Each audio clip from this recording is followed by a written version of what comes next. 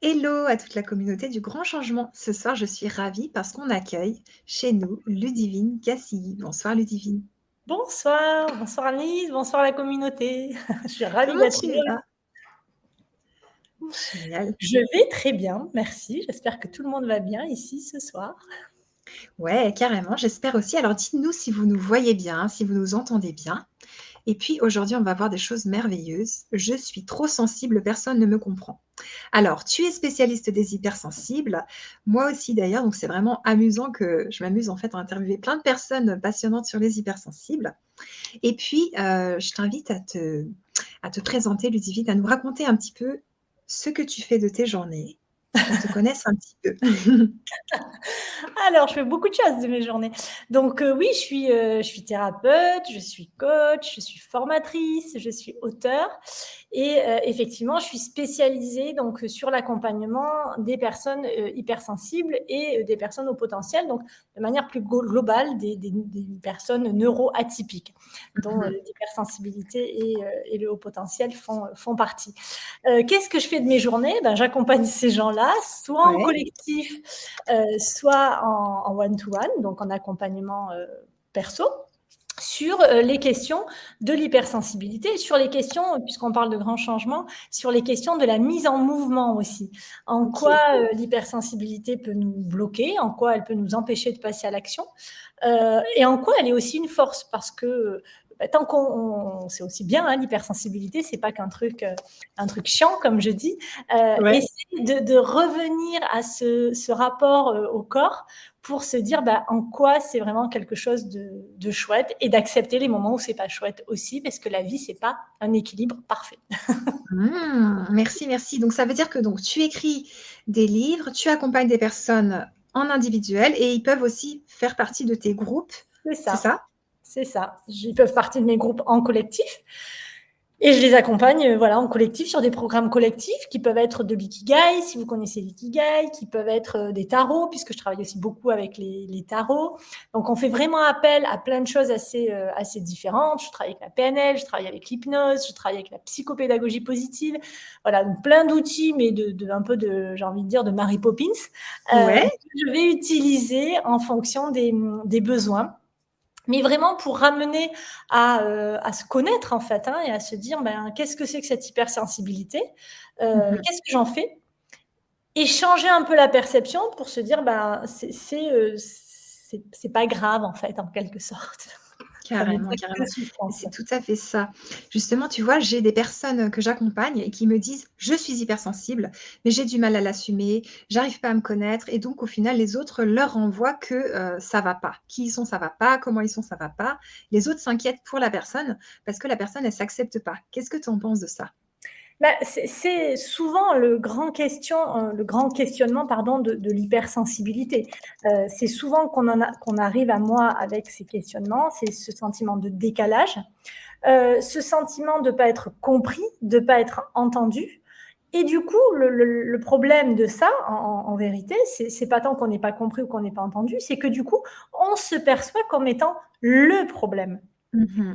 Et parce que quelqu'un nous dit ça va pas, c'est pas comme ça qu'on fonctionne, c'est pas comme ça qu'on réagit, c'est pas comme ça que si, c'est pas comme ça que ça, on ne se dit pas à ce moment-là, ok, cette personne fonctionne différemment, réagit différemment et est différente de moi. Et c'est ok, parce qu'après Ouais, tout, on a le droit, l'altérité, ça commence comme ça. Mais la personne se dit, je suis donc un problème, en fait. Je suis le problème. Et tout à c'est fait. là que tout se complique, parce qu'à partir du moment où on se voit comme un problème, forcément, c'est compliqué de vivre en étant épanouie, sereine, heureuse, et du coup de se réaliser quand on se dit être un problème dans la société, dans sa famille, avec ses amis. Et c'est ce sentiment de décalage qui fait qu'à un moment donné, on peut craquer, lié à cette sensibilité intense qui fait que tout est à outrance tout le temps. Et ça, plus ça, plus ça, plus ça, au bout d'un moment, c'est craquage. Carrément, carrément. Alors merci pour ces explications. Alors j'ai super hâte que tu nous présentes tes livres, mais on va garder du suspense pour après. Donc voilà, je me réjouis qu'on les voit à l'écran, mais c'est pour après. Donc la première question, ça serait déjà, donc: «Je suis trop sensible, personne ne me comprend». Est-ce que ça veut dire déjà que la personne, elle sait pas qu'elle est hypersensible et déjà elle ne se comprend pas? Alors, Ça veut surtout dire, pour le caricaturer un petit peu et dire des choses un peu fortes et qui vont peut-être bouleverser un peu, mais c'est aussi le jeu, ça veut peut-être dire déjà qu'on attend d'être compris par tout le monde. Et ça, c'est une grosse erreur des hypersensibles, souvent, pour pas dire tout le temps. Ils ont envie, et on parlera de pourquoi, ils ont envie d'être compris par tout le monde et d'être aimés par tout le monde. Et moi, dans ces cas-là, je dis deux choses. La première des choses, c'est attention, parce qu'en faisant ça, vous ne vous rendez même pas compte que vous essayez de vous faire aimer par des gens dont vous ne savez pas si vous les aimez ou pas. Et c'est quand même dommage de dépenser de l'énergie pour se faire aimer par des gens que finalement on n'aime pas. Ça, c'est la première des choses que je dis. Et la deuxième des choses importantes, en tous les cas, qui me semble importante, que je dis toujours, c'est vouloir être compris par tout le monde, vouloir être aimé par tout le monde, c'est oublier qu'il y a des gens très bien qui ne sont pas aimés par tout le monde. Et c'est normal, ça fait partie de la vie. Si je prends les peintres, si on parle dans ta communauté ou même de toi, par exemple, moi, je ne suis pas grande fan du pointillisme. Mais ça ne veut pas dire que ces peintres-là sont mauvais. C'est pas parce que moi, je ne les aime pas, c'est pas parce que je n'ai pas de sensibilité envers ça que c'est mauvais. Et c'est pareil, en fait. C'est-à-dire que c'est pas parce que quelqu'un ne vous aime pas que ça parle de qui vous êtes. On ne peut pas être aimé par tout le monde. Et de fait, on ne peut pas être compris par tout le monde. Et accepter qu'on ne peut pas être compris par tout le monde me paraît très important parce que ça ramène à soi et à se dire, le jour où j'accepte de ne pas être aimé et de ne pas être compris par tout le monde, j'accepte aussi que je n'attends plus la reconnaissance de tout le monde. Et ça me paraît très important quand on est hypersensible parce que c'est le grand problème, mais je n'ai pas envie de parler de problème, c'est le grand sujet des hypersensibles et des atypiques en général, ce besoin de reconnaissance à outrance.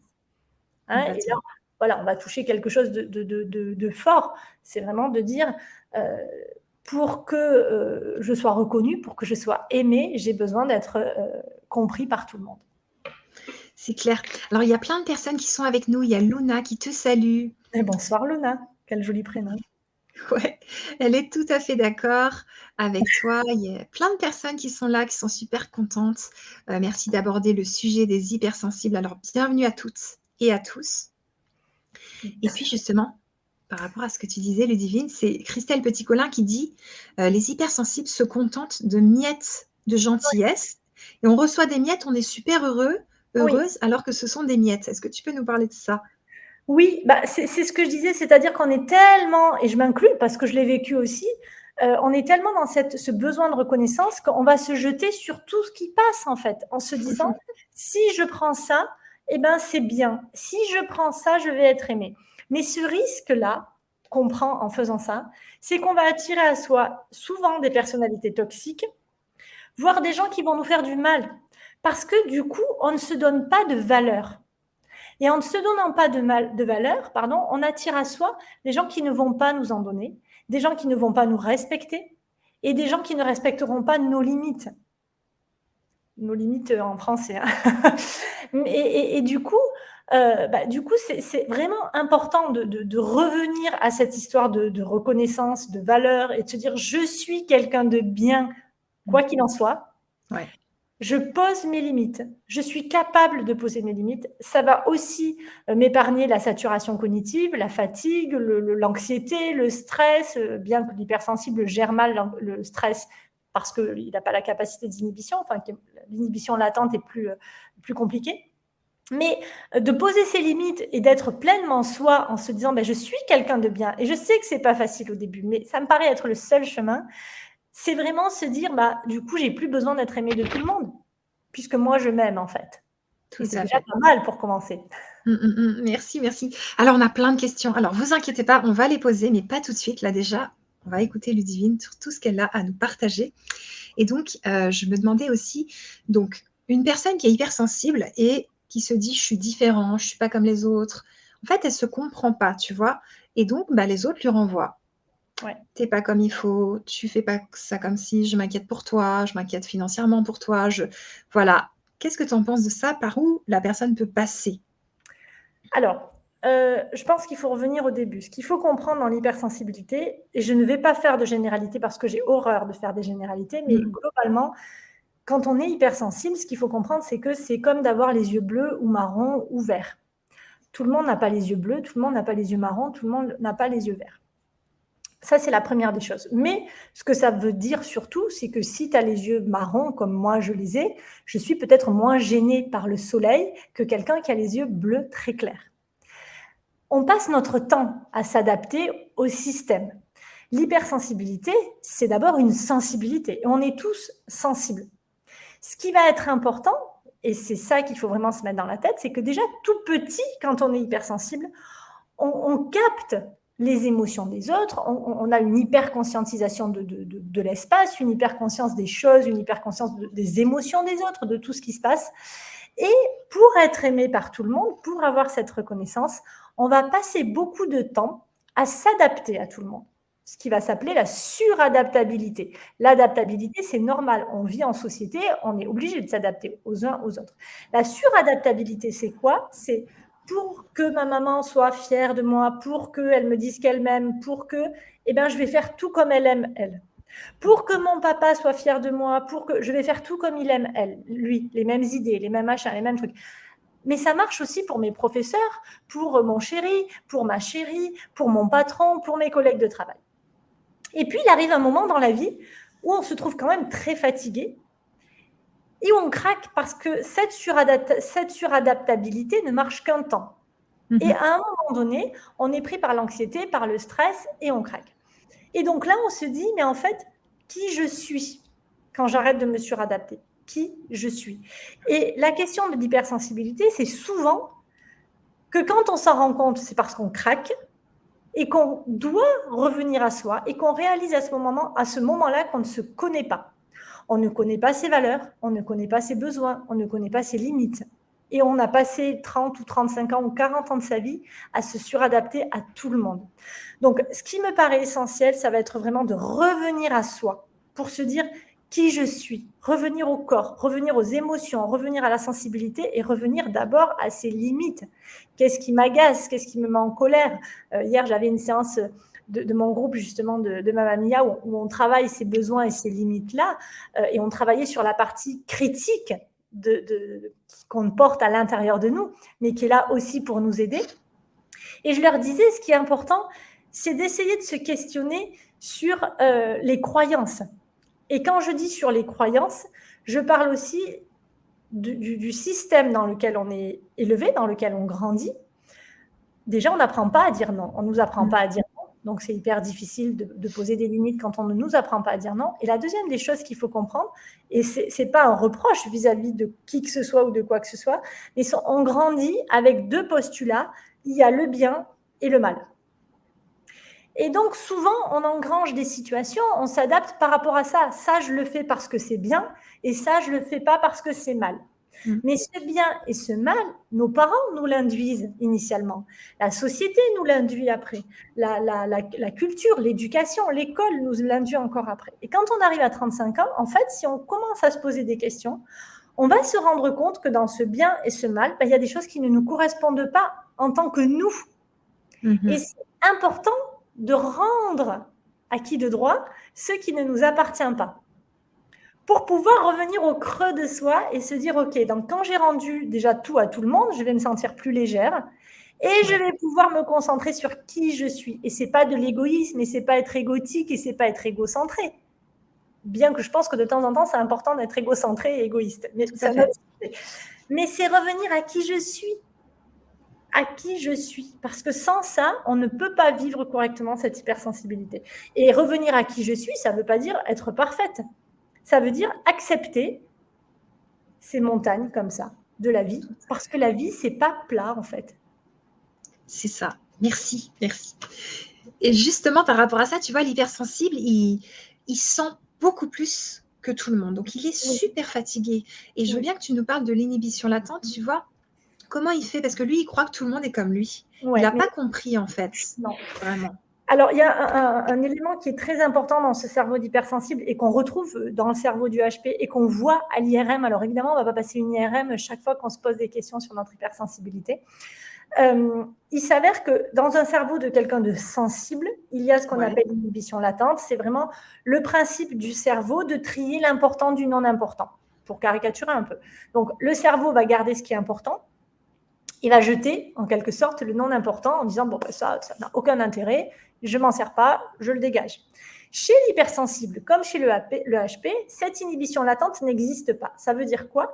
Ça veut dire que le cerveau encaisse tout avec la même importance. Et il garde tout. Mais là où ça devient vite problématique, c'est qu'on perçoit la vie par nos sens et des informations sensorielles, on en reçoit H24. Donc, ce cerveau qui n'arrive pas à gérer, enfin, qui n'arrive pas, qui gère, mais qui encaisse, il traite tout avec des tâches de fond. Vous savez, comme les ordinateurs, quand il y a plein de fenêtres ouvertes, et bien là, c'est pareil. Il y en a toujours en tâche de fond. Et à aucun moment, il ferme les fenêtres pour dire, bon, ben ça ne nous intéresse pas. Donc, en fait, le cerveau mouline en permanence et c'est très fatigant et c'est très énergivore. Et ça, il faut vraiment l'avoir à l'esprit parce que tout le monde ne fonctionne pas comme ça. C'est ça. Voilà, donc vraiment, ayez à l'esprit, et forcément, ça engendre du stress, ça engendre de l'anxiété, et quand on a un besoin de reconnaissance un peu fort, ça va engendrer des situations comme, alors je prends toujours cet exemple un peu caricatural, mais vous allez à la machine à café le matin à 10h, voilà, boire votre café au boulot, puis vous avez votre collègue de travail qui passe et qui vous dit, ah dis donc, t'as mis un pull bleu aujourd'hui, mais voilà, elle dit rien de plus, elle va faire sa journée de boulot, et puis vous, ça commence à mouliner. Oh là là, elle m'a dit que j'avais mis un pull bleu, elle doit trouver que le pull bleu, ça me va pas bien du tout. Ah mince, j'aurais pas dû mettre ce pull bleu. Ah ouais, mais en fait, elle m'aime pas du tout si elle m'a dit ça. Et ça va tourner comme ça toute la journée, ça va jamais s'arrêter. Et à ce moment-là, le cerveau, il va se mettre en mode survie. Donc, il va vous envoyer des infos pour vous dire, fais gaffe, elle t'aime pas. Alors que juste, elle a remarqué que vous aviez mis un pull bleu et peut-être que même elle trouve que c'est joli d'ailleurs. Mais oui, tout à fait, ouais. C'est ça l'inhibition latente, c'est que du coup, le cerveau, il part en sucette sur des trucs improbables et ça ne s'arrête pas. Et ça, il faut vraiment l'avoir à l'esprit pour le remarquer quand ça vous arrive et pour pouvoir avoir des moyens de dire, OK, je sais ce qui est en train de se jouer, mais j'ai aussi des moyens pour le parer et pas s'épuiser.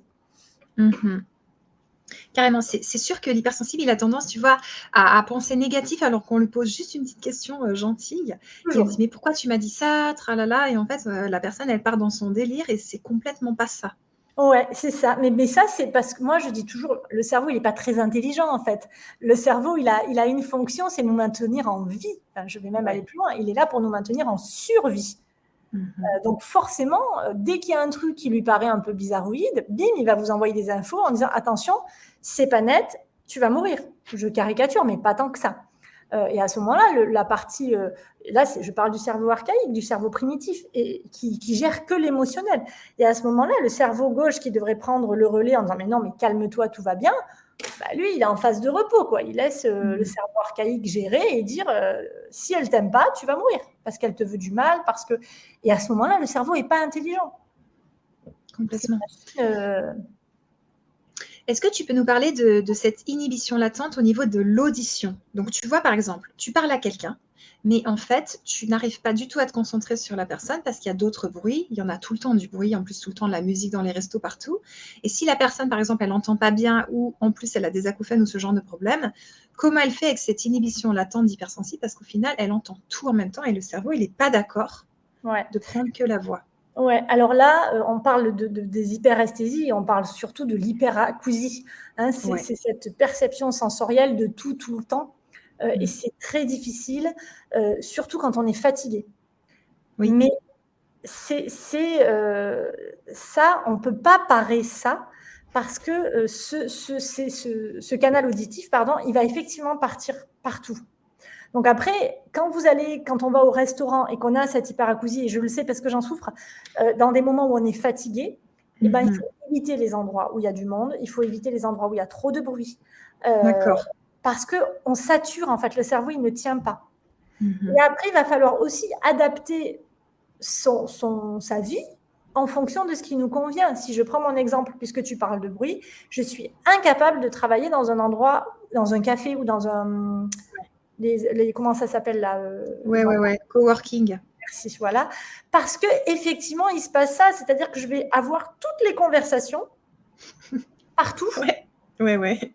mais je ne me concentre pas. Pas plus tard qu'à midi, je suis allée déjeuner. Il y avait deux jeunes à côté de moi.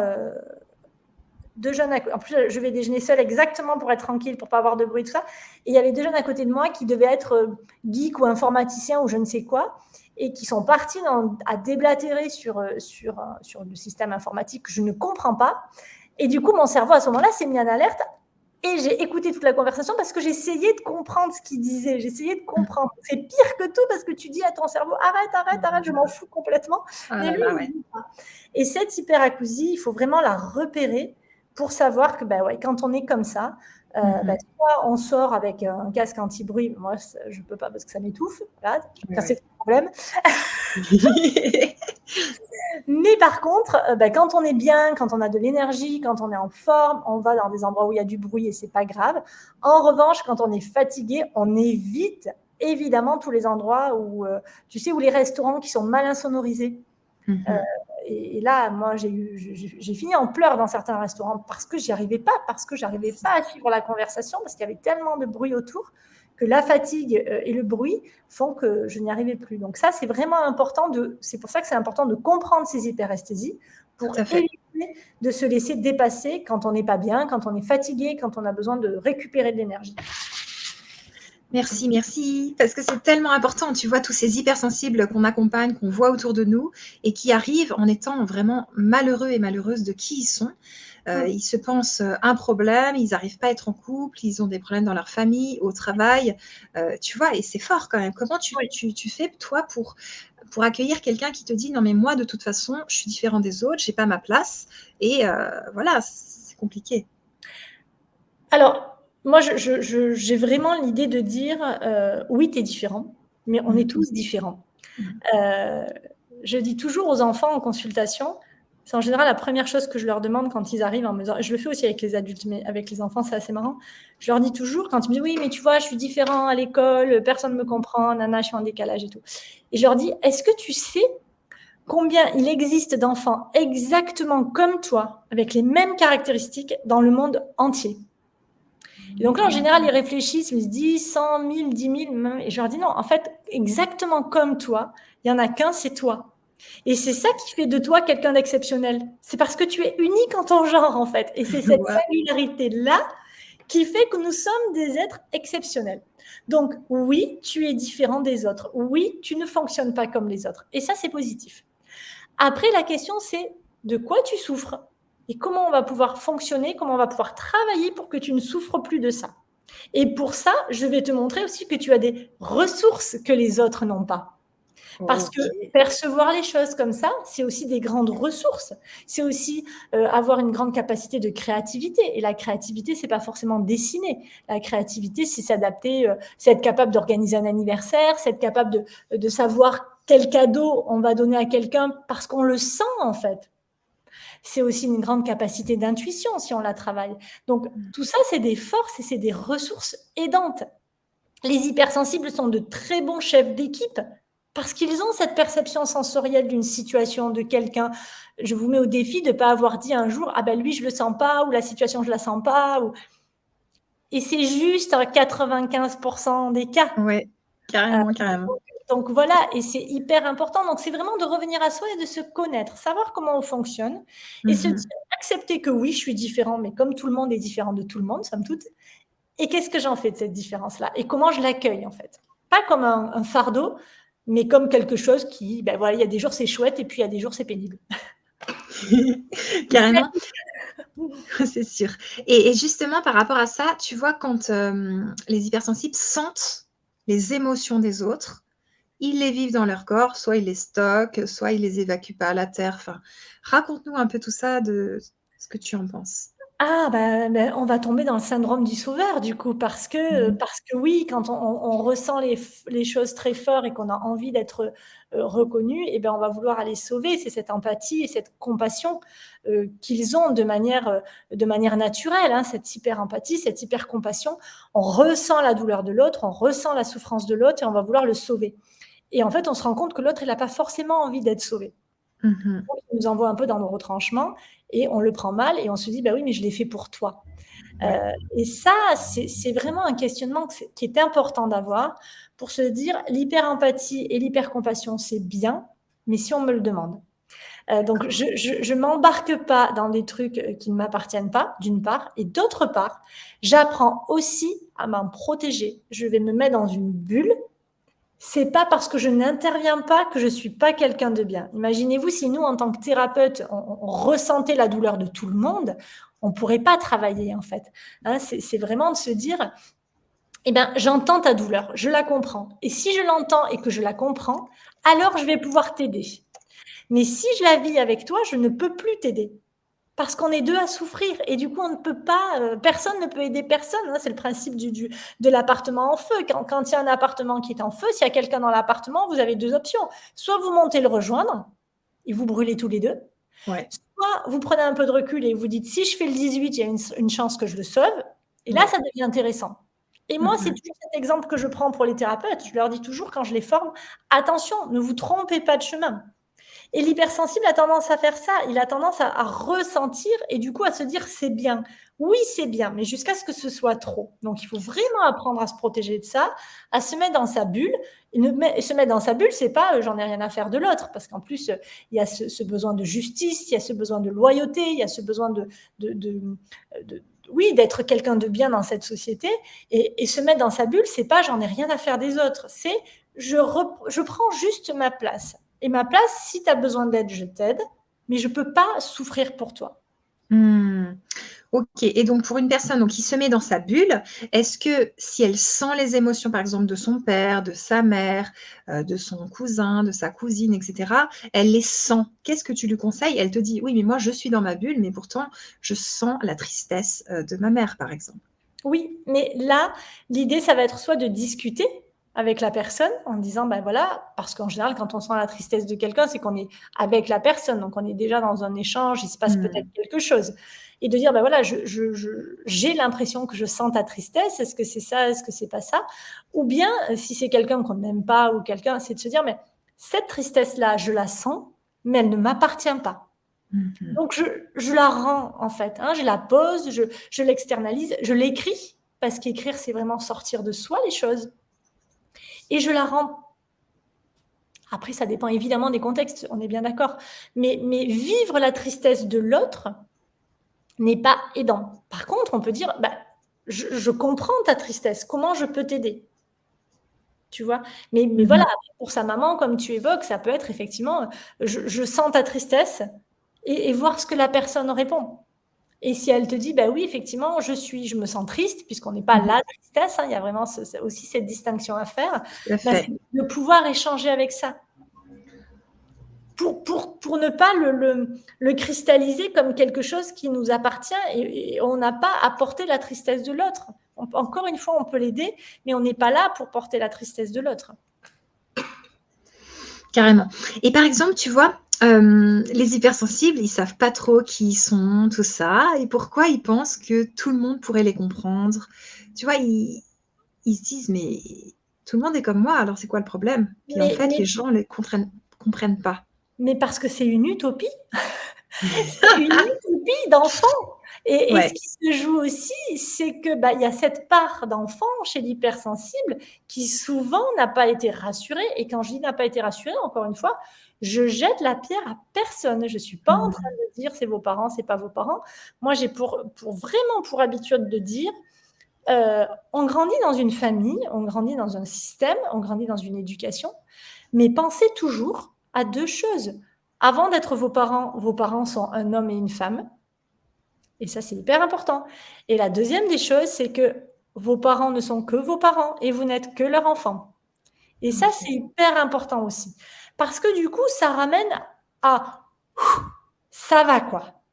Tu vois, j'ai rien à leur reprocher, ils ont fait ce qu'ils ont pu. Alors évidemment, en toute Il faut mesure du gardée. temps. Ouais, Mmh mh. mais oui, j'ai rien à leur reprocher, ils ont fait de leur mieux, ils se sont plantés, mais comme tous les parents, en tant que parents, on se plante tous, on fait de notre mieux, mais on se plante tous parce qu'on n'est pas parent, on ne naît pas parent. On est femme, homme, et après, on essaie de se débrouiller avec tout ça. Et chacun vit tout ça. Et du coup, dans cette part d'hypersensible qui essaie de se dire, mais moi, j'ai besoin d'être aimé, j'ai besoin d'être aimé, j'ai besoin d'être aimé, il y a souvent cette part d'enfant intérieur, ce qu'on appelle, ce que Freud appelle enfant intérieur, qui est cette part de nous qui reste à l'intérieur de nous toute notre vie, qui est géniale, parce que cette part de nous, d'enfant, elle nous permet de nous amuser, elle nous permet de sauter dans les flaques d'eau, elle nous permet d'oser. C'est la partie de nous qui n'a pas peur aussi, qui s'embarque et qui va être un peu arrêtée par la partie de nous qui critique, qui va dire « non, mais calme-toi, c'est pas possible Ouais. ».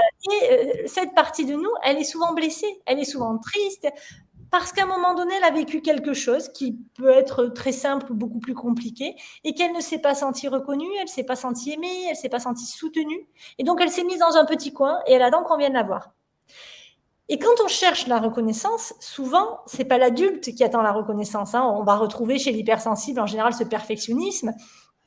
Dans le perfectionnisme, on attend, on attend que l'autre nous dise oh, « ce que tu as fait, c'est vachement bien ». En fait, qui attend ça? C'est pas la femme qu'on est devenue, c'est la petite fille. À part que la personne en face, elle peut pas savoir que c'est la petite fille qui attend ça. Et elle peut surtout pas savoir qu'on attend ça. Et du coup, ça tombe toujours à l'eau. Parce que forcément, on est toujours déçu. Carrément. Waouh, merci. Alors, tu nous proposes un atelier sur le grand changement. On a la chance de t'avoir encore un petit peu avec nous. Et ça s'appelle « Hypersensible, heureuse et apaisée, ose être juste toi-même ». Alors, je veux bien que tu nous en parles et moi, je vais mettre le lien pour que vous puissiez vous procurer l'atelier dans le chat et il est sous les vidéos aussi. Mais avec plaisir. Alors oui, l'atelier est la suite de ce qu'on est en train de se dire. L'idée, dans ce qu'on vient d'évoquer, c'est vraiment de se connaître, de se comprendre. Parce que quand on se connaît, quand on se comprend, qu'on a fait tomber tous les masques, tout ce qu'on appelle le faux self, et pas dans le faux self dans le sens psychiatrique, mais dans le sens, j'ai mis un masque pour être avec ma mère, un masque pour mon père, un masque pour mon frère, un masque pour ma soeur, pour mon patron, pour ma copine, pour mes amis, pour mon mari, pour ma femme, finalement, c'est plus qui on est. Or, ce qu'il y a d'intéressant dans cette hypersensibilité, c'est vraiment de se dire, mais une fois que j'ai posé tous ces masques-là, qui je suis? Pour pouvoir oser passer à l'action et se dire, mais je m'en fous de ne pas être parfaite. Je m'en fous de ne pas correspondre à un tel. Je m'en fous complètement. Par contre, ce qui est important, c'est que moi, je sois bien. Parce que je vais, du coup, me donner de la valeur et attirer à moi des gens qui ont des valeurs, qui vont me reconnaître, qui vont voir que je suis quelqu'un de bien et quelqu'un de crédible. Et quand on est ça, on attire ce qu'on est. Quand on renvoie une énergie de bien-être, une énergie d'apaisement, une énergie de sécurité, on attire l'apaisement, on attire la sécurité. Et on attire aussi une énergie de joie de vivre et d'envie et d'oser être soi. Et le but de l'atelier, c'est vraiment de se dire, commençons à enlever les couches pour se dire, une fois que j'ai enlevé toutes mes couches, qui je suis. Et pour pouvoir enlever toutes ces couches, qu'est-ce qu'il faut faire? Il faut se connaître. Et pour pouvoir se connaître, il faut comprendre comment fonctionne notre hypersensibilité, parce que ton hypersensibilité ne fonctionne pas comme la mienne, ne fonctionne pas comme celle du voisin. Et ça, c'est hyper important de le pointer aussi, parce que il y a beaucoup de livres qui sortent sur l'hypersensibilité. L'année dernière, pour vous donner une idée, entre janvier et avril, en 2022, entre janvier et avril, il est sorti 60 titres sur l'hypersensibilité. Wow. 60. Les livres, c'est génial. C'est pas moi qui dirais le contraire. Mais la limite du livre, c'est que dans un livre, on est obligé de s'astreindre à quelque chose que demande la maison d'édition. On est obligé de donner des infos qui vont correspondre à peu près à tout le monde. D'accord. Et c'est bien. Mais il n'y a rien de mieux que de savoir ce qui nous correspond à nous. Parce que ce qui va correspondre à ma voisine ne me correspondra pas à moi. Et là, je prends toujours l'exemple de la tarte aux pommes. Je suis très mauvaise cuisinière, mais ce n'est pas grave, je prends cet exemple quand même. Vous savez, si vous avez envie de faire une tarte aux pommes, vous vous dites, je vais acheter un bouquin pour les tartes aux pommes. OK. Vous allez acheter un premier livre et il va vous dire, vous mettez ça, ça, ça, ça. Et vous allez dire, ah non, mais dedans, il met du sucre, j'aime pas le sucre. Ah, je vais acheter un autre livre. J'achète un autre livre. Alors, celui-là, il me dit de mettre du sucre vanillé, mais j'aime pas. Bon, je vais acheter un autre livre. OK. Et tu vas acheter comme ça 4, 5, 6, 7 livres en te disant, mais ça ne marche pas parce que moi, j'aime pas tout ce qu'ils mettent dedans. Par contre, si tu appelles quelqu'un qui est spécialiste de la tarte aux pommes, qu'est-ce qu'il va te dire? Il va te dire, qu'est-ce que tu n'aimes pas, toi? Et ben, tu vas pouvoir lui dire, j'aime pas le beurre, j'aime pas le sucre, j'aime pas la vanille, j'aime pas les pommes. Et il va te dire, ben, on va changer de recette alors. Mais il va surtout te dire, on va comprendre comment toi tu fonctionnes pour adapter la recette à toi. Et pas l'inverse. Et l'accompagnement, c'est ça. Et comprendre comment on fonctionne, c'est ça. C'est adapter la dynamique du mode de fonctionnement de l'hypersensible à qui vous êtes, pas l'inverse. Parce que dans les livres, ça va forcément être un peu l'inverse. Ok. Alors, justement, par rapport à cet atelier, est-ce que tu vas aider les personnes à se donner de la reconnaissance, se donner de la bienveillance pour que justement ils arrêtent peut-être un peu de la demander à l'extérieur, des choses comme ça? Alors oui, après, il faut comprendre aussi quelque chose. Le but de l'atelier, c'est vraiment d'apporter des outils pratiques. C'est vraiment d'expérimenter des choses, mais on ne peut pas en 1 heure de temps tout modifier. C'est pas possible en fait. On peut modifier les choses progressivement. Et moi, ce que je vais vous apporter pendant l'atelier, c'est vraiment des pistes qu'on va faire, des exercices qu'on va faire ensemble pendant l'atelier, d'ailleurs, que je vais vous proposer, si vous avez envie. Et après, de pouvoir les tester, de les expérimenter et de les vivre et de voir aussi comment vous évoluez avec ça. Mais il faut aussi être gentil avec soi-même en se disant, ça peut pas changer du jour au lendemain. Le temps est une grande aide et on a besoin du temps. Même si on vit dans une société où tout va vite, on a besoin du temps. D'accord. Alors justement, l'atelier, il est en direct, puis en replay disponible à vie. Merci Luna pour ta question. Donc voilà, vous venez en direct avec nous. C'est du direct. Vous pouvez poser vos questions personnelles. On s'adapte exactement à ce que vous avez besoin. Et ensuite, vous pouvez le regarder autant de fois que vous voulez. Et les personnes qui l'achètent par la suite peuvent le regarder, l'écouter. Ça sera très, très riche. C'est ça. Et vraiment, effectivement, l'idée, c'est l'intérêt aussi d'être en live, c'est de pouvoir donner des pistes en fonction de ce qui vous correspond. C'est-à-dire que vous allez évoquer votre problématique et moi, en fonction de votre problématique, je vais pouvoir vous apporter des réponses précises. Et une réponse précise qui aide quelqu'un, souvent, elle aide quelqu'un d'autre aussi. Ça permet vraiment d'ouvrir tout le champ des possibles et de se dire, ok, ça c'est possible, ça c'est possible, ça c'est possible. Carrément. Et quand on est hypersensible, alors donc, est-ce que c'est quand on découvre qu'on l'est? Est-ce que c'est quand on l'est depuis longtemps? Cet atelier, qu'est-ce qu'il va apporter aux différents hypersensibles? Se connaître et vraiment essayer de repérer ce que j'appelle moi la base de l'hypersensibilité. Repérer ses hyperesthésies. Donc les hyperesthésies, il faut comprendre que le début de la première des choses plutôt, de l'hypersensible, c'est vraiment cette hyperconscience des sens. Donc ce sont ces hyperesthésies. Ouais. Alors, c'est quoi les hyperesthésies? Pour le caricaturer un petit peu, c'est quelqu'un qui est sensible ressent normalement le goût, l'odorat, l'ouïe, tout ça.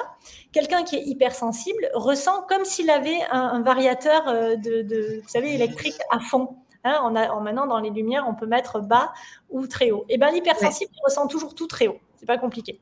Donc, ce qui est important, c'est d'abord, quand on est hypersensible, de connaître ses hyperesthésies, parce que quand on connaît ses hyperesthésies, on va pouvoir souffler et on va pouvoir savoir ce à quoi on doit faire attention pour pas saturer le cerveau.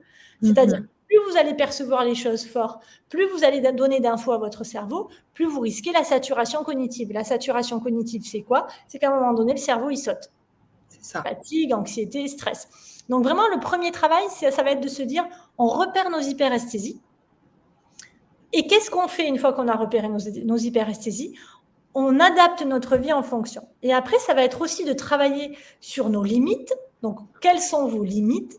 Comment vous les mettez en place? Comment vous les aidez pour se protéger aussi de tout ce qui vient de l'extérieur et pour pouvoir avoir cette capacité à dire, j'ai le droit de dire non, en fait.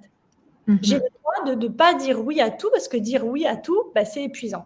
Et après, il y a un autre plan, c'est aussi de se dire, qu'est-ce qui est vital quand on est hypersensible? Quelles sont les choses, quelles sont les situations, de quoi on ne peut pas faire l'économie quand on est hypersensible? Et ça va être vraiment important qu'on en parle dans l'atelier, parce que vous allez voir qu'il y a plein de choses dont on ne peut pas faire l'économie quand on est hypersensible, sinon on risque à tout moment cette fameuse saturation cognitive. C'est ça, qui n'est pas agréable. On peut en témoigner. C'est ça. Ça Comment peut être recharger ses batteries aussi, pardon, du coup, je te coupe, mais ouais. du coup, de la même façon, parce que je pense au parallèle, mais de quoi on ne peut pas faire l'économie quand on est hypersensible, ça c'est le premier plan. Et deuxième plan, comment on recharge ses batteries quand on est hypersensible. Et comment on évite de les laisser se vider aussi. Parce que souvent, l'hypersensible, vous voyez, votre téléphone, il est entre le rouge et le orange à un moment donné, et l'hypersensible, il est souvent dans cette zone orange, en fait. Et le téléphone, si vous voulez qu'il marche, c'est un peu comme l'ordinateur. À un moment donné, il faut le repasser dans le vert. À part que vous restez souvent dans le orange jusqu'au jour où il y a une catastrophe et vous tombez dans le rouge. Alors que l'idée, ça va être de se dire, je vais plutôt être dans le vert. Comme ça, quand c'est un peu compliqué, je passe dans le orange, mais jamais dans le rouge. Et l'hypersensible, il a vraiment tendance à rester dans cette zone orange qui est destructrice et fatigante, quoi. Donc l'idée, ça va être vraiment de se dire, qu'est-ce que je peux vous apporter comme outil pour que vous restiez dans le vert? En tous les cas, que vous ayez conscience de à quel moment vous basculez dans le orange. Super. Alors, je sens que ça va être un super atelier pour tous les sensibles et les hypersensibles de cette chaîne. Venez, de toutes les chaînes de YouTube et tout, venez. Ça va être un temps. Je vous remets le lien dans le chat. Il est sous les vidéos aussi. On va répondre bientôt à vos questions, mais d'abord, j'ai vraiment super hâte que tu nous présentes tes livres, que tu nous parles un petit peu de ça. Des 2 premiers. Oui. Alors, les livres, c'est un peu ce que je viens d'évoquer, en fait. Alors, du coup, je suis très mauvaise vendeuse puisque je vous ai dit que ce n'était pas dans les livres qu'on trouvait les solutions. Mais effectivement, j'en ai sorti 2 chez Solar. Donc, un qui est sorti l'année dernière, en janvier, et qui s'appelle Mon cahier hypersensible, qui est un cahier où on va retrouver effectivement plein de concepts. Qu'est-ce que c'est que l'hypersensibilité? Comment on peut repérer qu'on est hypersensible ou pas? Et des exercices pour gérer son hypersensibilité et ses émotions, son hypersensibilité et ses relations, son hypersensibilité et sa créativité. Donc ça, c'est le premier. Et le deuxième, il est sorti en mars sur le même thème et il s'appelle Rituel Feel Good Hypersensible. Et là, c'est un livre qui est un petit peu plus gros et qui est plus structuré comme un agenda, en fait. Donc, c'est 3 semaines de rituels avec des rituels tous les jours, de nouveaux exercices. Ce n'est pas les mêmes exercices que dans le premier. Des exercices courts à faire tous les jours et à reporter dans l'agenda pour petit à petit. Alors, il y a un agenda sur le sommeil, il y a plein de rituels bonus, il y a des fleurs de bac, il y a plein de choses. On parle de la communication non violente, évidemment, puisque c'est très important chez l'hypersensible de communiquer. Apprendre à s'affirmer, on en reparlera aussi pendant l'atelier. Voilà, ça parle de choses très spécifiques et très, j'allais dire, caricaturales à l'hypersensible, qu'il a besoin de savoir faire et qu'il a souvent du mal à faire. Merci, merci. Justement, j'ai vu que Luna, elle parlait de communication non violente. Luna, elle est hypersensible, elle vient très souvent dans les conférences. Et donc, voilà, tu dis que c'est très important pour les hypersensibles, la CNV. Alors, surtout, ce qui est important, alors la CNV, je trouve que c'est un outil qui est chouette à utiliser facilement, mais je trouve que surtout que ce qui est important, c'est de dire non quand on a envie de dire non. Et souvent, chez l'hypersensible, c'est difficile. Donc, la CNV, c'est vraiment... et puis, pour aller un peu plus loin, on se retrouve souvent quand on est hypersensible, alors je ne vais pas trop en parler, mais on aura l'occasion d'en reparler dans l'atelier, dans cette relation, soit adulte-enfant-parent, soit bourreau, victime, sauveur. Et l'hypersensible, il passe son temps à croire qu'il est victime et que le pauvre, tout est contre lui et que personne l'écoute. Mais on verra aussi que souvent, il bascule dans la position du bourreau. Parce que quand on veut sauver quelqu'un qui n'a pas envie d'être sauvé et qu'on lui dit « mais si je veux te sauver, mais si je veux te sauver » et que l'autre te dit « en fait, je t'ai rien demandé » et il a le droit de dire ça à l'autre. Et bien là, on bascule en bourreau parce qu'on dit « ah oui, mais tu vois, t'es pas gentil avec moi je voulais te sauver et tu veux pas ». Mais non, en fait. Donc, ça va être important. On va beaucoup discuter aussi pendant l'atelier de ces positionnements, à quel moment et dans quelle position je suis. Et l'idée, avec la CNV notamment, mais après, il y a d'autres outils, mais je trouve que la CNV, c'est chouette pour ça, c'est de revenir à une position d'adulte à adulte. Et c'est difficile de tenir une position d'adulte à adulte parce qu'on est en permanence. Et parfois même, ça nous arrange. On parle des bénéfices secondaires, mais parfois, ça nous arrange d'être dans une position de victime ou d'enfant. Complètement. Évidemment, mais il faut le faire en pleine conscience. Merci beaucoup, Ludivine. Alors, je me réjouis beaucoup de ce bel atelier qu'on va vivre. Et on va prendre quelques questions avant de conclure. Super. Alors, Claude, enfin, c'est pas une question. Elle nous dit, bah oui, j'aimerais bien que tout le monde m'aime, c'est sûr, mais ça fait longtemps que j'ai compris que ce n'était pas possible. Mais par contre, j'ai l'impression que j'aime tout le monde. Eh ben, ok. Il y a pas de souci avec ça. Moi, je trouve que c'est bien si ça te, si ça ne joue pas sur la fatigue, sur l'énergie et si on n'est pas, si on se dit pas, comment dire? Si on n'est pas froid, enfin, oh, j'ai pas le mot qui me vient, désolée, mais j'ai parlé toute la journée, du coup, je perds mes mots. Ouais. Tu vois, si on n'est pas froid en se disant: «Ah gna gna gna gna, moi j'aime tout le monde et personne m'aime», tu vois? Si on n'est pas dans ce ressentiment-là, Mmh. moi je vois pas d'inconvénient à aimer tout le monde et à accepter que tout le monde ne nous aime pas. Complètement. Si aimer tout le monde, je trouve que c'est beaucoup quand même. Claudie, elle dit: «Bonsoir, oui, grosse dévalorisation, pervers narcissique à l'horizon». Et oui, parce que dans la dévalorisation, forcément, on attire les pervers narcissiques qui vont d'abord commencer par vous dire: «Oh, mais t'es quelqu'un de bien, c'est vachement chouette ce que tu fais». Donc, c'est ça que Mmh. la grosse dévalorisation a besoin d'entendre. À ce moment-là, ça nourrit. Et bah, il a pêché un poisson, quoi. Et du coup, après, ça bascule. Donc, c'est vraiment cette idée-là de se dire, tant que je me dévalorise, je vais Mmh. attirer ces personnages-là qui, elles, ont besoin à un moment donné pour se donner leur pleine puissance de pervers, ont besoin bah, d'une victime, quoi, pour le coup. C'est clair. Alors Luna, elle aimerait que tu parles, d'une chose importante.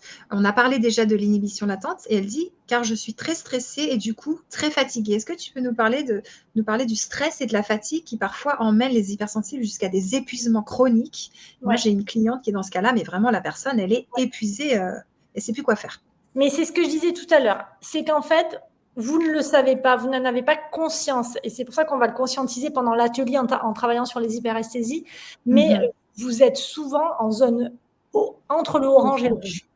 Et D'accord. du coup, et ben, forcément, quand il y a, une source de stress et des sources de stress pour un cerveau d'hypersensible, il y en a en permanence. Si vous ne supportez pas le bruit et que vous vous Ouais, mettez ce soir dans une moi j'ai travaillé toute la journée, si ce soir je sors, bah, il y a fort à parier que je rentre en pleurant parce que c'est ça. j'ai accumulé trop de fatigue pour pouvoir réussir à gérer, l'énergie que me demande du bruit, du mouvement, des gens, des conversations.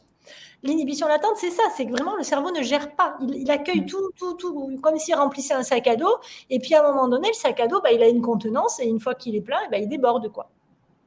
Et l'inhibition latente enfin, engendre le stress, mais le stress n'est pas forcément lié à l'inhibition latente. Et par contre, la fatigue est ce qui découle de tout ça. Et il Mmh. faut tout remettre à sa place, c'est-à-dire qu'est-ce qui me stresse, comment ça me stresse, connaître ses hyperesthésies pour savoir à quel moment ça part pas comme il faut, pour pouvoir dire, OK, quand je vis ça, ça, ça et ça, je sais que je vais être stressée.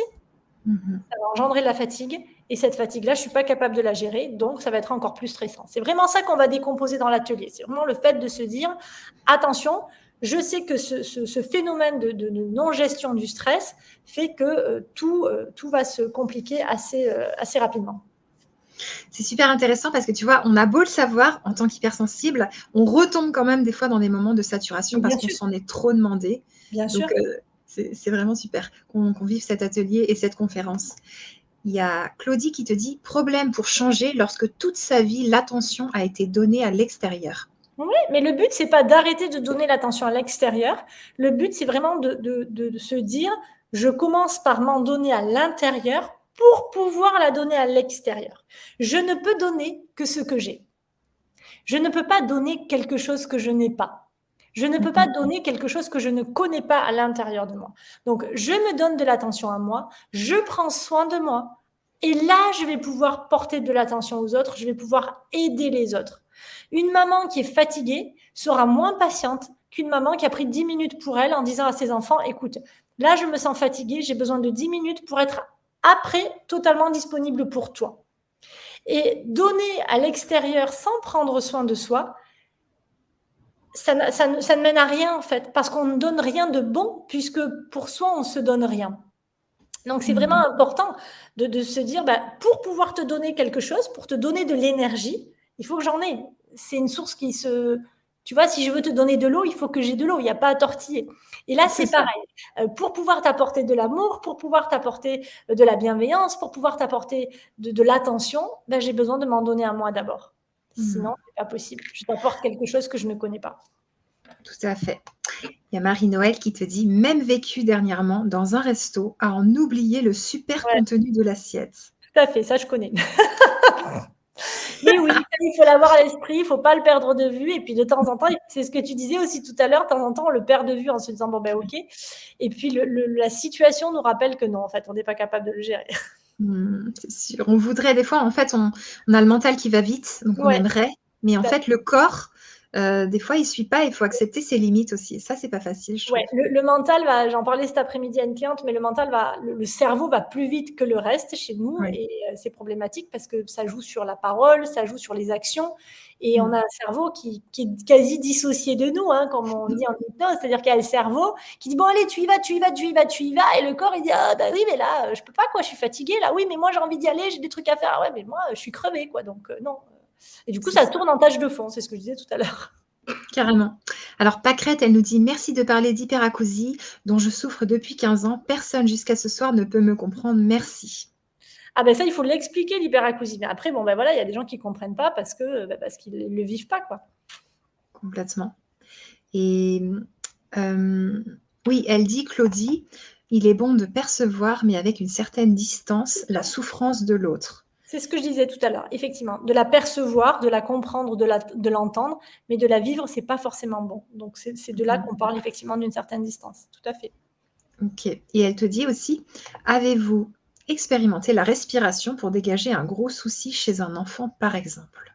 Alors, je expérimenter la respiration chez les enfants, oui.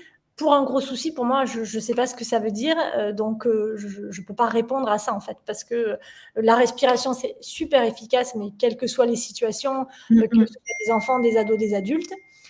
Mais par contre, je sais pas ce que ça veut dire qu'un gros souci, donc je peux pas me positionner là-dessus. Oui, Heu, d'accord. voilà, mais la respiration, ça règle pas tout non plus, hein. Ouais, carrément. Alors Marie-Noël, elle dit un truc, qui m'inspire aussi quelque chose et tu vas nous dire ce que tu en penses: «Et quand on retire les couches, il y a le vide» et justement, tu sais, quand la personne a fait tellement sa sauveuse, qu'elle s'est tellement occupée des autres, qu'au final, ben, la vie, on l'a pas trop construite, nous-mêmes, on s'est pas trop positionnés et Mmh. après, bah, il s'agit de savoir où on veut vivre, quelle étude on veut faire, quel métier. Alors, j'ai envie de dire et j'aime beaucoup cette phrase, Marie-Noël: «Quand on retire les couches, il y a le vide». J'ai envie de dire: «Quand on retire les couches, il y a le vide». Heu et je pense à une carte de tarot qui s'appelle la mort, qui est en général hyper mal aimée parce que la Mmh. mort, ça a toujours une connotation, pas sympa, hein, c'est la fin.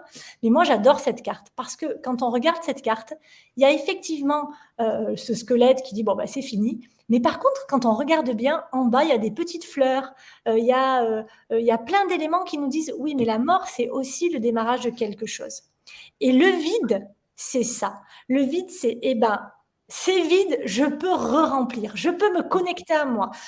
À partir du moment où c'est vide, le champ des possibles est là, en fait. Et je trouve ça génial. Mais bénissez le vide, parce que le vide, c'est le fait de dire, bah, maintenant que c'est vide, eh ben, j'y vais, quoi. Mais je mets des choses qui me plaisent. Je Mmh mets pas mh. des choses qui me pèsent. Et c'est le début Mmh. de quelque chose, le vide. Donc vraiment, vivez le vide et même, là tu parles Marie-Noël bah, quand on retire les couches, il y a le vide, donc d'une situation, extrême, mais vivez le vide tous les jours. Vive On a besoin de vivre le vide. On est dans une société où on ne vit plus le vide. Mais le vide, c'est la vie en fait. Le vide, c'est le début de quelque chose. C'est le début de la créativité, c'est le début de l'imagination, c'est le début des possibles, c'est le début de la vie, le vide, qu'on a besoin de commencer dans quelque chose. Mmh. Merci. Alors Estelle, elle te dit: «Est-ce que l'hypersensibilité ne serait pas une manifestation de perception extrasensorielle?» Alors, je comprends pas vraiment la question pour être tout à fait honnête. Heu, Ouais, alors l'hypersensibilité, c'est quelque chose heu, qu'on voit à l'IRM. Dans d'accord. l'hypersensibilité, il y a des hyperesthésies, de l'hyperémotivité, de l'hyperempathie, de l'hypercompassion et forcément de l'hyperintuition, donc on peut parler de manifestations de perception extrasensorielle, tout à fait. Mais ça dépend comment on les travaille. Mais l'hypersensibilité n'est pas qu'une manifestation de perception extrasensorielle. Tout ça en fait partie. Et ça, alors, ce qu'il D'accord. faut savoir aussi, comme ça peut-être que ça va parler davantage, mais c'est qu'il y a autant d'hypersensibilité que de façons d'être hypersensible. Mmh. Donc, ça va dépendre aussi de comment on grandit, dans quelle famille on grandit, dans quel environnement on grandit, quel trauma on a vécu. Et c'est ça qui va jouer aussi sur notre hypersensibilité. C'est aussi pour ça que c'est compliqué de parler d'hypersensibilité en ce moment et qu'on ne peut pas la diagnostiquer, déjà parce que ce n'est pas une maladie, mais surtout parce qu'il y a autant de façons de l'être que d'hypersensible. Du coup, on ne peut pas dire oui ou non.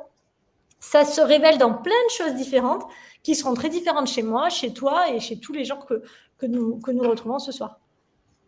Complètement. Et là, justement, Maud, elle aborde quelque chose de passionnant. Elle dit, je peux ressentir un amour immense, une connexion à l'univers. Alors, ok, on peut ressentir difficilement les émotions dures, mais parle-nous un petit peu de ce qu'on arrive à ressentir dans la joie et tout ça. Mais oui, là, on parle souvent, et ça, c'est dommage, mais parce que quand en général, les gens viennent à nous, c'est parce qu'ils souffrent de cette hypersensibilité-là. Mais ce qu'il faut savoir aussi, c'est qu'il y a des hypersensibles heureux. Moi, je m'estime être une hypersensible heureuse parce que j'ai suffisamment travaillé aujourd'hui pour ressentir l'amour, pour ressentir la connexion à l'univers, pour ressentir la joie et pour accueillir ce qui vient en disant par moments, ben, ok, c'est un peu le bazar, ok, ça tourne pas vraiment comme je voudrais, ok, ça déséquilibre un peu, mais c'est ok tout ça parce que ça me donne une possibilité d'accueillir les gens, ça me donne une possibilité d'exercer le métier que j'aime exercer, ça me donne une possibilité de sentir les choses de manière très fine et du coup de prendre des décisions sur cette intuition. J'ai toujours tout décidé sur mon intuition. Donc oui, c'est une vraie force. Je parlais tout à l'heure des cadeaux. Ça me donne la possibilité, quand je suis invitée chez quelqu'un, d'y aller avec un cadeau, mais parce que j'ai tellement senti la personne en amont que je sais ce qui va lui faire plaisir. Ouais. Ça donne une grande créativité, ça donne une grande imagination. C'est aussi cette force-là, l'hypersensibilité. C'est pas qu'un truc pénible. Et c'est aussi le truc de dire, j'ai la capacité de ressentir l'autre. Qu'est-ce qu'il y a de plus beau que ça, quoi? C'est clair, c'est clair. Justement, Pierre, il dit, l'hypersensibilité a aussi un bon côté, c'est de ressentir aussi très fort le positif, joie. Exactement. Mais oui, parce que l'hypersensibilité, c'est ce côté, c'est vraiment se connecter à son côté enfant, c'est rire d'un rien, c'est ressentir très fort, je sais pas, un déjeuner et le vivre de manière très forte, c'est être heureux très fort, c'est être triste très fort, mais c'est vivre en fait, c'est vivre très fort. Et au fond, ben, vous savez, on en est à se demander, sur le premier cahier, j'en ai parlé, mais on dit que les premiers hypersensibles, on se demande, parce que tout ça n'est pas posé, mais si au fond, ce n'était pas les chefs de tribu, parce que c'était eux qui étaient capables d'aller chercher intuitivement la nourriture, parce qu'ils ressentaient très fort. Après, on a parlé des sorcières, les pauvres, elles ont été un petit peu liquidées quand même, parce qu'elles avaient des perceptions où on se disait, ouh là là là là, c'est très dangereux. Mais l'hypersensibilité, c'est ni plus ni moins que ça. C'est juste de vivre plus intensément. Et après, on va choisir selon ce qu'on a vécu. Alors, on ne choisit pas toujours, mais moi, je pense qu'on peut à un moment donné choisir dans sa vie de le vivre bien ou de le vivre difficilement. De se donner les moyens de changer la perception des choses et de garder son libre arbitre. Carrément. Et aussi, ce qui est amusant, tu nous diras si tu es d'accord, c'est que des fois, faire ce qu'on adore ne va pas nous fatiguer. Et Claude, elle dit ça, grosse fatigue quand même, parfois je suis saturée, il n'y a que quand je suis en situation de psy que je ne tombe pas dans ces travers, ça c'est un miracle, et travailler ne me fatigue jamais. Ah mais ça, chez les hypersensibles, et c'est aussi très en lien avec les HP, il y a vraiment ce rapport à l'état de flow, dont on parlera aussi dans l'atelier. L'état de flow, c'est vraiment l'état... c'est l'état où on ne fait plus on est complètement dissocié du temps, de l'espace et de la perception. C'est-à-dire que tu es dans une activité que tu aimes faire et il peut se passer n'importe quoi autour, plus rien n'existe. Et ça, c'est l'état de flow. Et quand tu es dans un métier que tu aimes, moi, je vis cet état de flow au quotidien. C'est-à-dire que, alors, je ne dis pas que je n'ai pas de contraintes, attention, quand je dois faire ma compta, quand j'ai appelé ma comptable cet après-midi, je te jure, je n'étais pas en état de flow.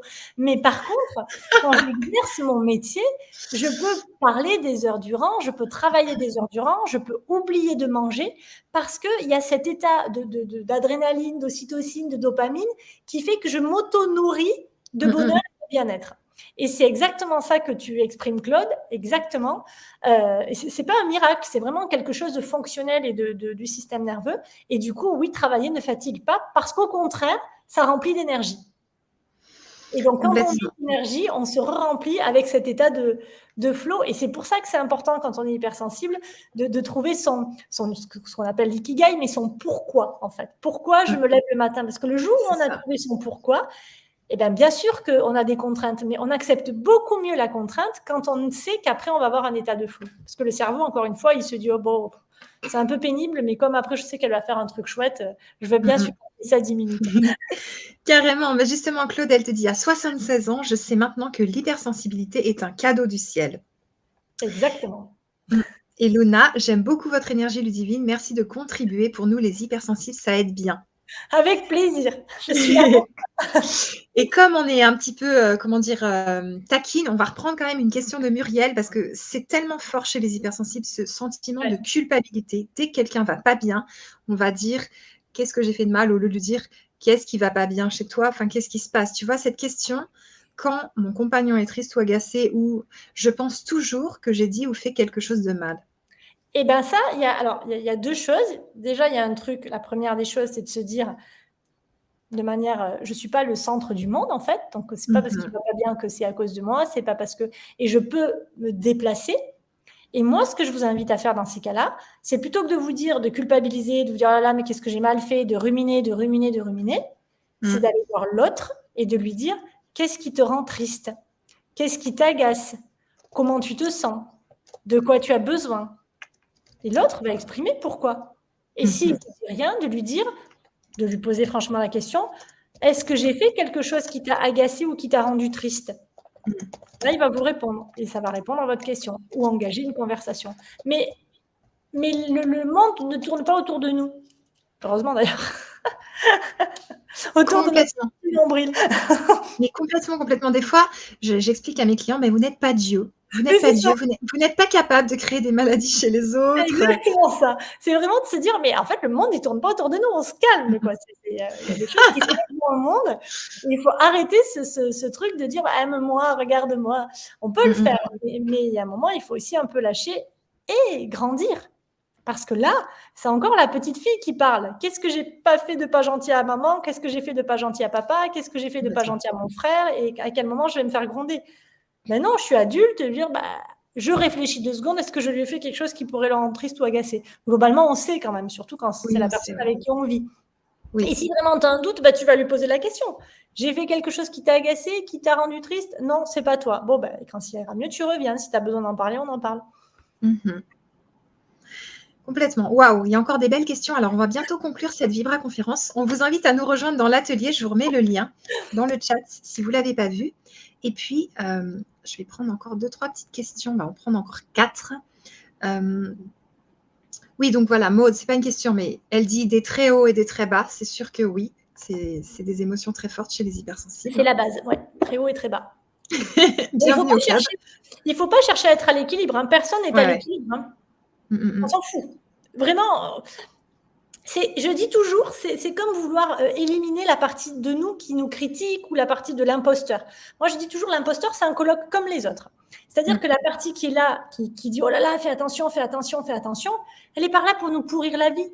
Elle est juste Oui, là parce qu'elle a peur pour nous et qu'elle se dit: «Il faudrait pas que tu fasses une bêtise». Mais cette partie-là, elle est hyper importante parce que c'est elle qui nous permet de braver la souffrance. Et la souffrance, on en a tous dans la vie. C'est elle qui nous permet d'amorcer un changement. Si on ne souffrait pas, si on n'avait pas cette partie critique, ben on serait un peu un électroencéphalogramme plat.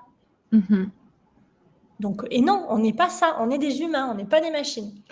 Donc oui, on reçoit du positif, mais parfois l'erreur des hypersensibles, moi, ils me disent, bah, ah oui, mais je voudrais gérer mes émotions. Ok, lesquelles tu veux gérer? La joie, la... Ah ben non, la tristesse et la peur. Ah ben oui, évidemment, c'est le qui arrange pas. Mais on ne peut pas les gérer, on ne peut pas vivre sa vie sans être triste et sans avoir peur.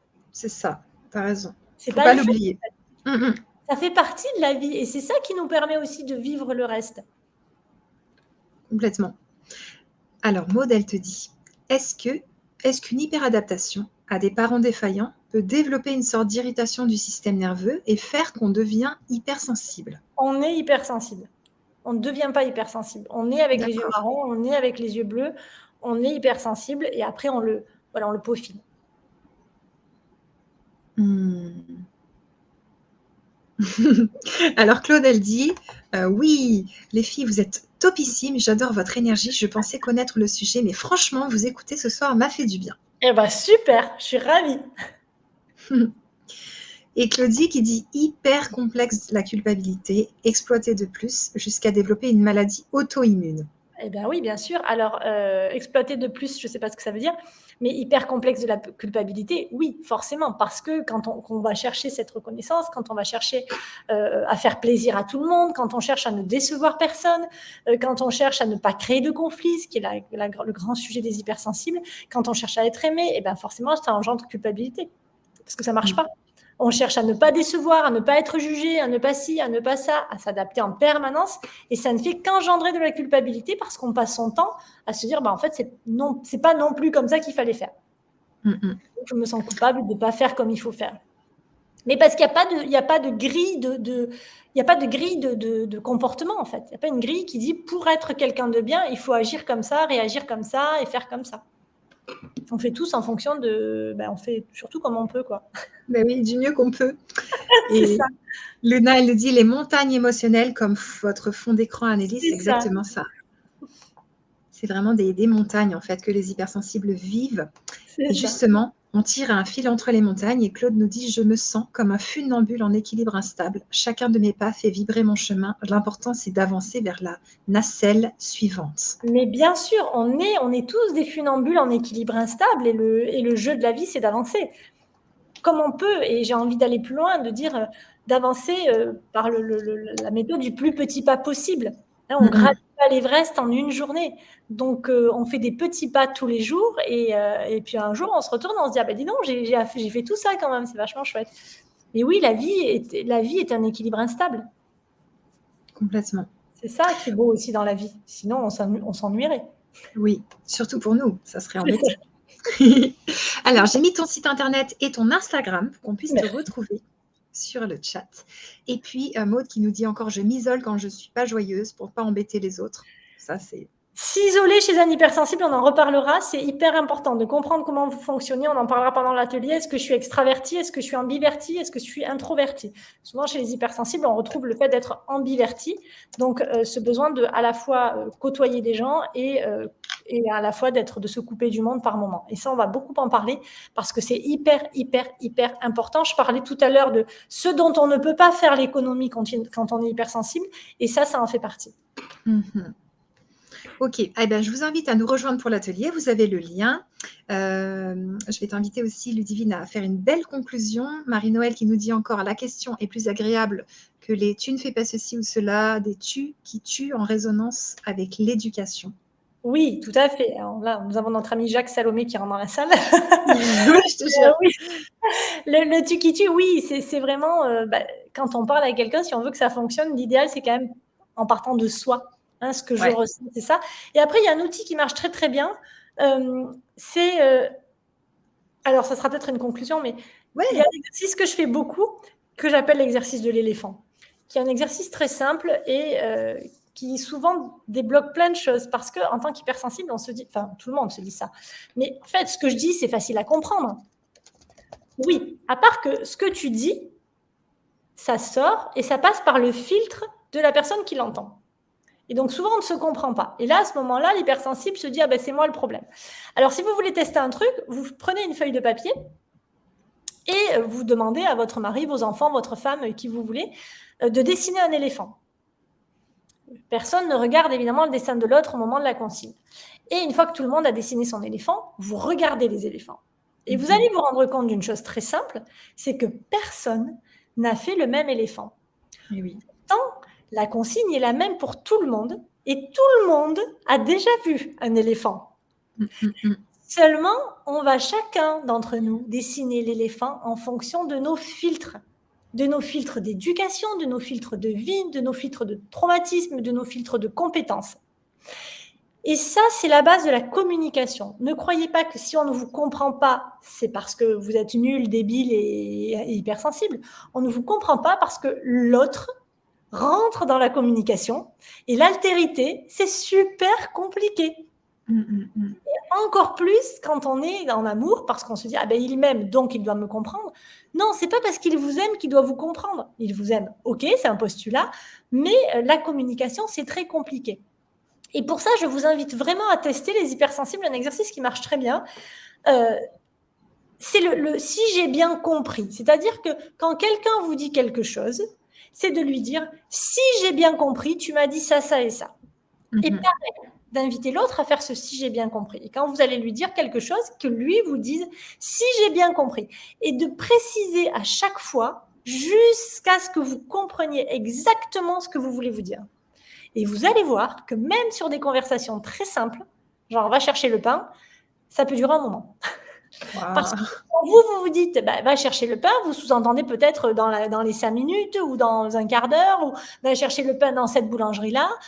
Dans votre tête, il se passe un truc qui est très clair pour vous et que vous pensez du coup induire à l'autre. Et lui, il entend, va chercher le pain, mais il ne sait pas si c'est dans 1 heure, si c'est dans 2 heures, si c'est dans la boulangerie au coin de la rue ou de l'autre côté. Il ne sait pas si vous voulez du pain blanc ou du pain aux céréales. Bref. Et c'est ça qui embête tout le monde, et encore plus quand on est hypersensible, et qui fait que du coup on se dit je suis un problème. Mais non, t'es pas un problème, c'est juste que la communication c'est l'enfer, que l'autre c'est l'enfer. Le principe de l'altérité c'est l'enfer. Si on vivait tout seul, ça serait beaucoup plus simple. C'est ce que je dis en consultation. Si on vivait tout seul, ce serait hyper simple. Mais ce serait tellement dommage. C'est ça, complètement. Waouh, merci beaucoup Ludivine. Merci à toi. Merci pour cette magnifique conférence. Merci à tous les hypersensibles et toutes les hypersensibles présents. Claude qui nous dit un grand merci, mesdames, et vive les hypersensibles. C'est avec nous que le monde va faire un pas de géant. Exactement. Exactement. Je suis totalement d'accord avec ça. S'il y avait plus d'hypersensibles, ça serait plus facile. Complètement. Merci à tous et à toutes. Et Luna qui nous conclut, mais j'aime aussi la fête et les gens. Oui, c'est être ambiverti. On va en parler pendant l'atelier. C'est le gros sujet chez les hypersensibles, c'est qu'ils cherchent à être extravertis ou introvertis, et souvent ils sont ambivertis. On parlera beaucoup de ça pendant l'atelier parce que c'est hyper important de faire la distinction et de savoir ce que ça engendre surtout, pas tant de faire la distinction. Ok, Maud qui nous dit merci beaucoup. Merci Maud. On vous dit à très bientôt sur la chaîne pour l'atelier. Au revoir. Au revoir.